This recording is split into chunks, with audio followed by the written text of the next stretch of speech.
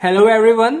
Last video के अंदर हम लोगों ने ये प्रूव किया था कि जो हमारी ईएम वेव्स होती है ना, basically they travel at the speed of light. मगर आज इस वीडियो के अंदर मैं ईएम वेव्स की कुछ बहुत इंपॉर्टेंट प्रॉपर्टीज डिस्कस करने जा रहा हूं। ये शुरू करने से पहले मैं एक बार दोबारा चाहता हूं आप ई वेक्टर और बी वेक्टर की वैल्यूज लिखना सीख जाएं। वो ई वेक्टर की वैल्यू क्या आएगी अगर वो वाई एक्सप्लेन के अंदर ऑसिलेट कर रहे हैं, E naught Y sine omega T minus के एक्स। ओ के के बाद जो एक्स लगा ये बहुत कुछ बताता है, बट क्या मेन चीज बता रहा है? बेसिकली मेरी ईएम वेव ना एक पॉजिटिव एक्स डायरेक्शन के अलोंग मूव कर रही है मेरी ईएम वेव। और जो बी वेक्टर है उसकी वैल्यू आएगी B not Z, B naught G या बी नॉट जेड मैंने क्यों लिखा है? ये क्योंकि अलॉन्ग जेड एक्सिस आ रहे हैं इसके components, b not z sine omega T minus के एक्स। और फिर के एक्स आ गया, ये पता है क्या बताता है? ईएम वेव मेरी कहां जा रही है? पॉजिटिव एक्स एक्सिस की डायरेक्शन में। जो यहां पे ओमेगा आया है, ओमेगा पता है क्या है? उस ऑसिलेटिंग चार्ज पार्टिकल की एंगुलर फ्रीक्वेंसी है। मैं उम्मीद करता हूं ये दो इक्वेशंस आपको अब समझ आने लग गई होंगी। आज की इस वीडियो में जो मैं सबसे इंपॉर्टेंट बात बताने जा रहा हूं, ये सबसे इंपॉर्टेंट बात जेई के अंदर भी आ सकती है, नीट के अंदर भी आ सकती है, या बोर्ड के अंदर भी आ सकती है। हमें पता है कि इलेक्ट्रिक फील्ड वेक्टर और मैग्नेटिक फील्ड वेक्टर के बीच के अंदर एंगल कितना होता है? 90 डिग्री। Very good. मगर इनके अंदर फेस एंगल कितना होता है? ओ भाई, फेस एंगल इनके अंदर पता है इक्वल टू 0 डिग्री होता है। पता है कैसे? और जैसी इलेक्ट्रिक फील्ड बढ़नी शुरू होती है, मैग्नेटिक फील्ड भी बढ़नी शुरू होती है। और जैसे इलेक्ट्रिक फील्ड की वैल्यू 0 होती है, मैग्नेटिक फील्ड की वैल्यू भी 0 हो जाती है। फिर जैसे ऑपोजिट डायरेक्शन के अंदर मैग्नेटिक फील्ड इंक्रीज करके मैक्सिमा पे पहुंचती है, फिर 0 पे आती है, और मैग्नेटिक फील्ड भी अपनी डायरेक्शन चेंज करती है, मैक्सिमम पे आती है, फिर वापस 0 हो जाती है। तो देख लो, और भाई चाहे ये दोनों एक दूसरे से परपेंडिकुलर आते हैं, अगर magnetic field with time change हो, magnetic flux with time change हो, इलेक्ट्रिक फील्ड इंड्यूस होती है, बट इंड्यूस हो even then they come at 90 degree to each other. वो आपस में 90 डिग्री पर आते हैं, मगर उनके अंदर फेस एंगल कितना होता है? 0। बच्चों ये बात याद रखना, ये बहुत इंपॉर्टेंट क्वेश्चन है। इनके बीच में फेस एंगल कितना होता है? 0 डिग्री। तो थोड़ी इंपॉर्टेंट बातें अब करते हैं। EM waves are produced by accelerated charge particle या ऑसिलेटिंग चार्ज पार्टिकल। ये तो मैं बता चुका हूं पहले। एक कंसेप्ट, एक चीज बता देता हूं। जो हमारे एसी सर्किट, हमारे घरों में एसी सप्लाई आ रही है ना, उसके अंदर भी ऑसिलेटिंग चार्ज होता है। तो सोच के देखना, शायद वो भी ईएम वेव्स प्रोड्यूस करता हो। अगला, no medium is required for propagation. और ये वाला केस मैं अब समझा चुका हूं। हमारे सूरज से जो रोशनी आ रही है, सुबह उठ के हर जगह चानन ही चानन होता है, सुबह उठ के हर जगह रोशनी ही रोशनी होती है, उजाला ही उजाला होता है। तीसरी है, wave travel with speed of light. और ये तो मैंने अभी रिसेंटली लास्ट वीडियो के अंदर प्रूव करके दिखाया है। लेकिन ये कब होता है? जब ये स्पीड किसके अंदर ट्रेवल कर रही हो, ये वेव किसके अंदर ट्रेवल कर रही हो? एक वैक्यूम के अंदर। ओ भाई, ये क्या लिखा है? Phase difference equal to 0। ओ भाई, ये तो मैंने वही है जो अभी थोड़ी देर पहले बताया आपको, ऊपर थोड़ी देर पहले बताया। फेस डिफरेंस कितना होता है इलेक्ट्रिक फील्ड और मैग्नेटिक फील्ड के अंदर? 0 डिग्री। और ये वैल्यू पता है क्या? E naught by B naught equal to C. और शायद ये भी मैंने लास्ट वीडियो में प्रूव कर दिया है। अगर आपने लास्ट वीडियो नहीं देखी है, जरूर देख लो। इसका मैंने अच्छा खासा मैथमेटिकल फॉर्मुलेशन करके आपको प्रूफ दिया है। अब सबसे इंपॉर्टेंट बात, इलेक्ट्रिक फील्ड वेक्टर और मैग्नेटिक फील्ड वेक्टर तो हमें पता है, लेकिन हम ये कैसे बताएं कि वेव किस तरफ प्रोपेगेट कर रही है, अगर सिर्फ हमें इलेक्ट्रिक फील्ड वेक्टर और मैग्नेटिक फील्ड वेक्टर की डायरेक्शन दे रखी हो। तो ई क्रॉस बी कर दो। क्या कर दो? ई क्रॉस बी मान लो। ओ भाई, ध्यान रखना ये क्रॉस प्रोडक्ट है, और अगर बी क्रॉस ई कर दिया, पेपर में नंबर पक्का 0 छपेगा। ई क्रॉस बी करना, बी क्रॉस ई मत करना। समझ लो, ई क्रॉस बी करना, बी क्रॉस किया, पेपर में पक्का 0 आया। ई क्रॉस बी करना है, ठीक है? E vector cross b vector tells the direction of propagation of wave. अगर हमारी इलेक्ट्रिक फील्ड ऊपर की तरफ आ रही है, और जो हमारी मैग्नेटिक फील्ड है वो बाहर की तरफ आ रही है, कुछ इस तरह का अगर सिस्टम बन रहा है, एक स्केच बाहर की तरफ आ रहा है और एक स्केच इस तरफ आ रहा है, एक बाहर की तरफ आ रहा है, एक वर्टिकल डायरेक्शन में आ रही है, तो करके देखना, शायद इस तरह का ओरिएंटेशन बनेगा। और ये जो वैल्यू आएगी ना, डायरेक्शन आएगी ना वेव की, ये डायरेक्शन आ जाएगी पॉजिटिव एक्स एक्सिस में।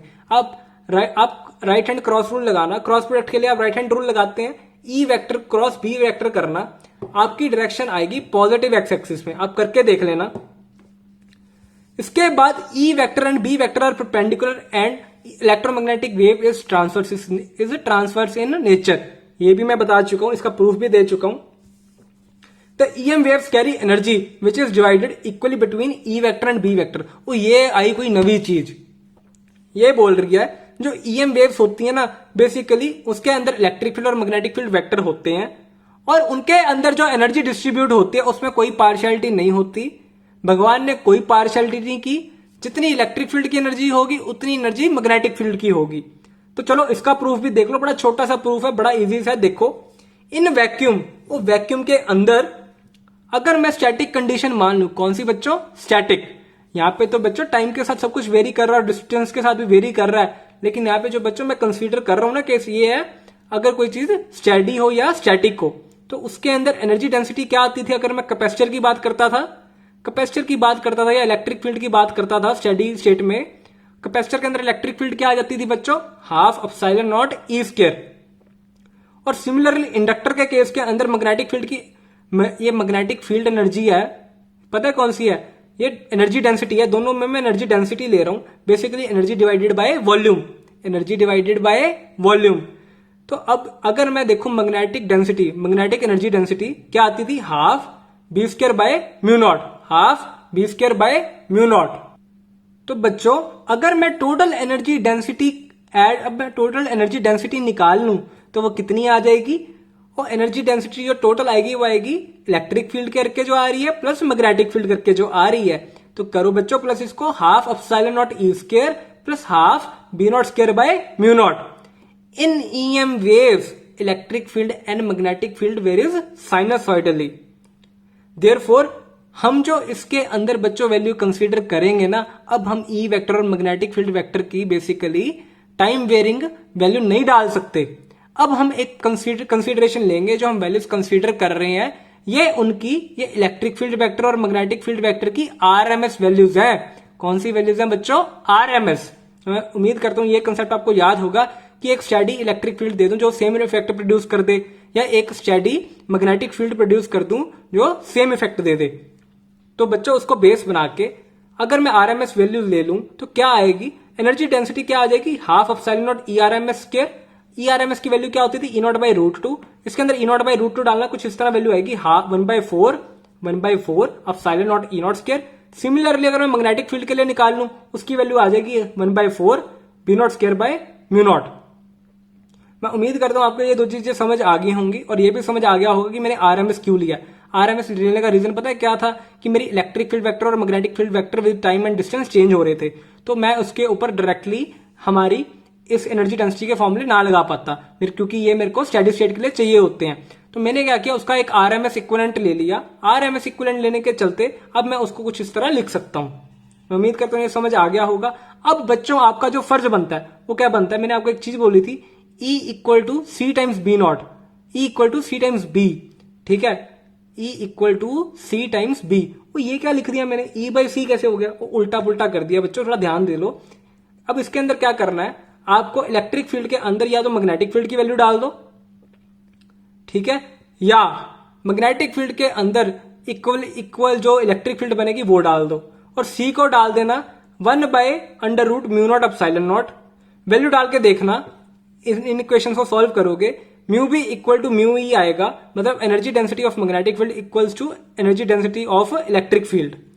ये आ जाएगी वैल्यू, और जो इनकी एवरेज वैल्यू आएगी ना वो आएगी जो टोटल एनर्जी डेंसिटी जो आएगी वो आ जाएगी half epsilon naught ERMS square या half B naught square RMS by mu naught. मैं उम्मीद करता हूं इतना पार्ट समझ आ गया होगा आपको। अब जो इलेक्ट्रिक फील्ड वेक्टर होता है ना किसी EM वेव का, उसको हम बोलते हैं लाइट वेक्टर। बेसिकली वो ऑप्टिकल इफेक्ट्स प्रोड्यूस करता है। ये हम इन डिटेल आगे आने वाले चैप्टर के अंदर पढ़ेंगे। नेक्स्ट चैप्टर हमारा ऑप्टिक्स है, बहुत ही इंटरेस्टिंग चैप्टर है, उसके अंदर हम ये डिस्कस करेंगे। The EM waves being uncharged are not deflected by E vector and B vector।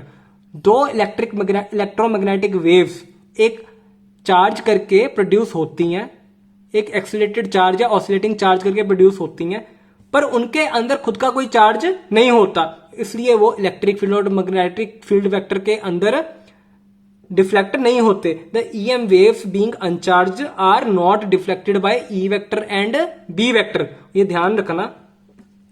Intensity of EM wave at a point, intensity क्या होती है? Energy per unit area per unit time, ठीक है। Intensity of EM wave at a point is defined as energy crossing per second per unit area normally around that point during propagation of EM wave। वो एक point के अंदर से एक particular एक energy एक एरिया में से कितने टाइम में निकल रही है। बेसिकली इंटेंसिटी क्या होता है? Energy per unit area per unit time. तो मैं क्या कंसीडर कर रहा हूं, जो मेरा छोटा यू है ना, ये बेसिकली एनर्जी डेंसिटी है। किसी टाइम टी के लिए ये मूव कर रही है EM वेव, और उसकी स्पीड क्या होती है? Speed of light. मान लेता हूं वैक्यूम का केस है, स्पीड ऑफ लाइट से ट्रेवल कर रही है, तो टाइम टी के डेल्टा टी के अंदर वो कितना डिस्टेंस ट्रेवल करेगी? c into delta T. और इस पर्टिकुलर चीज का क्रॉस सेक्शनल एरिया कितना ले लेता हूं मैं? एक वायर कंसीडर, ये एक वायर नहीं है, बेसिकली एक मैं इमेजिनरी सिलेंडर कंसीडर कर रहा हूं। इसका एरिया मैं ले लेता हूं A, तो वॉल्यूम कितनी हो जाएगी इसकी? C delta into A। तो अगर मैं टोटल एनर्जी निकाल रहा हूं, वो पता है क्या आएगा? Energy density into C delta T कितनी होगी? लेंथ इंटू इसका एरिया। और अगर इसके अंदर इंटेंसिटी निकाल लूं, तो डिवाइड बाय अगर एरिया कर दूं ना बच्चों, अगर डिवाइड बाय एरिया कर दूं, ठीक है, उसके बाद एरिया डिवाइड कर दिया, मेरे पास क्या आ जाएगा? Energy per unit area. अगर उसको दोबारा मैं टाइम के साथ डिवाइड कर दूं, मेरे पास क्या आ जाएगी? इंटेंसिटी। तो मैंने क्या कर दिया? यू एवरेज, ये टोटल एनर्जी यहां लिख दी, यू यहां लिख दिया, divide by area into time. ये क्या आ जाएगी मेरे पास?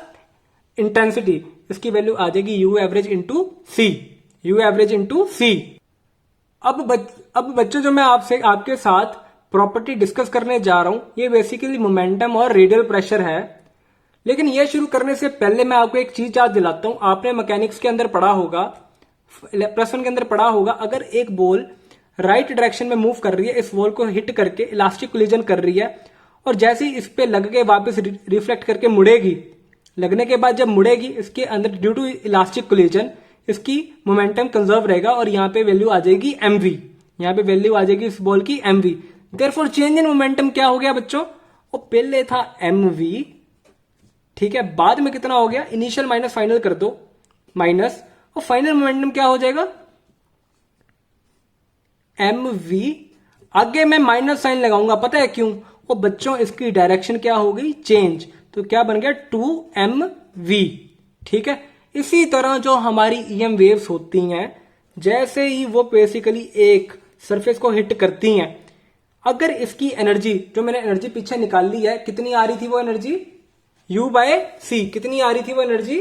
सॉरी, U इंटू सी। हमारी एनर्जी कितनी आ रही थी? U एवरेज इंटू सी। तो बच्चों, ये एनर्जी को अगर यूज कर लिया जाए, तो अगर ये एनर्जी इस पे हिट करके अगर ये सारी की सारी रिफ्लेक्ट हो जाए, अगर ये सारी की सारी रिफ्लेक्ट हो जाए, तो इसके अंदर पता है क्या होगा? Change in energy, change in momentum क्या आएगा? ये आ जाएगा twice the initial momentum, twice the initial momentum. लेकिन पहले इनिशियल मोमेंटम निकाला जाए। इनिशियल मोमेंटम बच्चों पता है क्या है? Initial linear momentum is u by C, basically u by C. बच्चों कंफ्यूज मत होना, कैपिटल U है, टोटल एनर्जी है, total energy by C, u by C हो जाएगा। इसको हम s into A by C भी लिख सकते हैं, where s is the Poynting vector. जो हमारा s होगा ये पॉइंटिंग वेक्टर होगा, और बेसिकली ये होता क्या? नॉर्मल एनर्जी फ्लो पर unit area per unit time. s को कैसे डिफाइन करते हैं?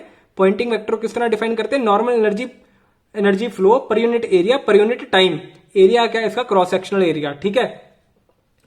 अब बच्चों, अगर हमारे मोमेंटम की वैल्यू है u by C, u by सी अगर मेरी एनर्जी मोमेंटम ट्रांसफर है, तो अगर ये एक पर्टिकुलर चीज को हिट करके वापस रिफ्लेक्ट हो जाए, तो इसके अंदर वैल्यू पता क्या आएगी? चेंज इन मोमेंटम की। चेंज इन मोमेंटम हो जाएगा 2u बाय सी। अब दो केस होते हैं, या तो एनर्जी अब्सॉर्ब हो जाए, या ट्रांसमिट हो जाए, या रिफ्लेक्ट हो जाए। ये तीन केस आते हैं बेसिकली। इसके अंदर मैं केस कंसीडर कर रहा हूं जो इसमें ये पूरी की पूरी एनर्जी रिफ्लेक्ट हो जाए। अगर पूरी एनर्जी रिफ्लेक्ट होगी, इसके अंदर वैल्यू पता है क्या आएगी? 2u बाय सी, जैसे मैंने यहाँ पे 2mv प्रूफ करके दिखाया। Therefore, force exerted by EM waves on a unit area of the surface is called radial pressure, radiation pressure। तो बेसिकली एक रेडिएशन प्रेशर जो आता है ना, वो इसके एम वेव के एक सरफेस को हिट करने के बाद आता है, एक सरफेस को हिट करने के बाद आता है, हिट करने के बाद, तो उसको हम लिखेंगे the force exerted by EM waves on the unit area of the surface is called radiation pressure. तो करना कुछ नहीं, चेंज इन मोमेंटम लिखो with respect to time, divide by area कर दो, ठीक है, आपके पास आ जाएगा रेडियल प्रेशर। ये वो प्रेशर है जो ईएम वेव्स किसी सरफेस पे लगाती हैं। ये इंपॉर्टेंट प्रॉपर्टीज हैं बहुत। मैं उम्मीद करता हूं आपको ये प्रॉपर्टीज समझ आ गई होंगी। अगर बच्चों आपको कोई भी डाउट है इस वीडियो में, नीचे दिए कमेंट सेक्शन में जरूर पूछिए। Thank you.